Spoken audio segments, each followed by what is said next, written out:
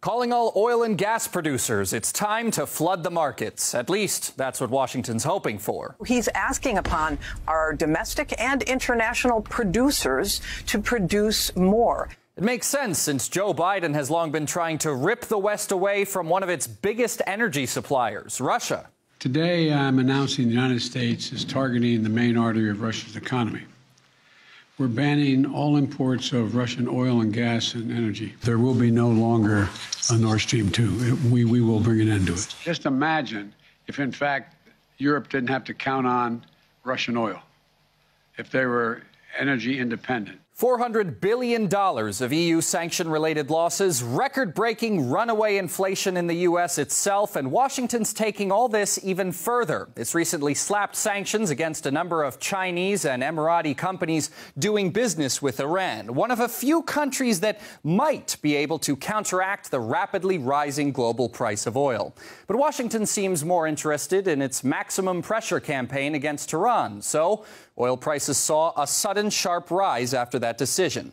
It's just the latest episode in Biden's series of sanctions that leave worldwide pain and suffering in their wake. For those who would rather laugh than cry, memes comparing Biden's tragic tumble from his bicycle to the collapse of the economy offer some sort of comic relief. Others, though, just want the price of oil to go down. Asian buyers are hoping for a quick return of Iranian supply to bring oil prices lower amidst rising geopolitical tensions.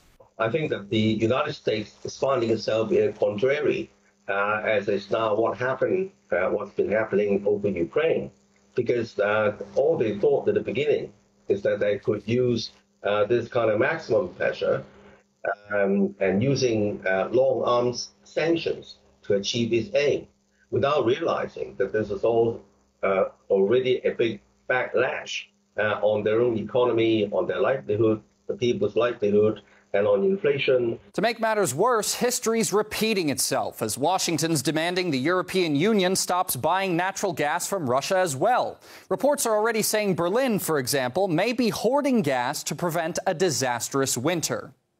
We must and we will do everything we can to store as much gas as possible in the summer and fall.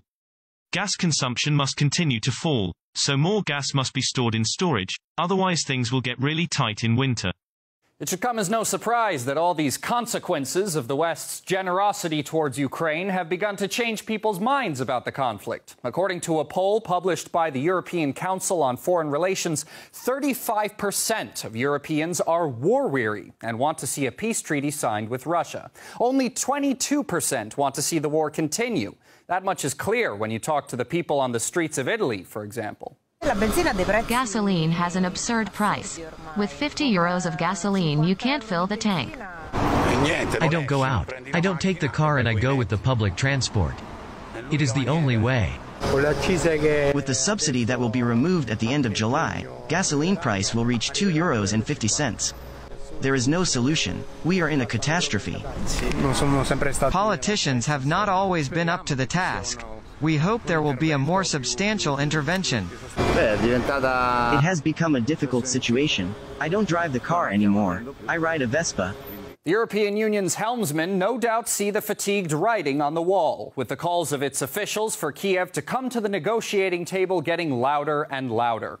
French President Emmanuel Macron said Kiev will eventually have to negotiate, even suggesting that Ukraine might have to give up some of its territory, a big no-no for Ukrainian President Vladimir Zelensky. It is absolutely necessary to speak to Putin, and I will continue to do so, as the French president will also. À l'Ukraine de le décider.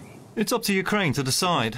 We cannot decide the conditions for the end of the war instead of the Ukrainians. All decisions are made by the Ukrainian leader. We need more help from our partners. First of all, we need weapons, full support without any exceptions and setbacks. Resist everyone who is stuck in 20th century when nations' interests were traded to appease dictators' appetites.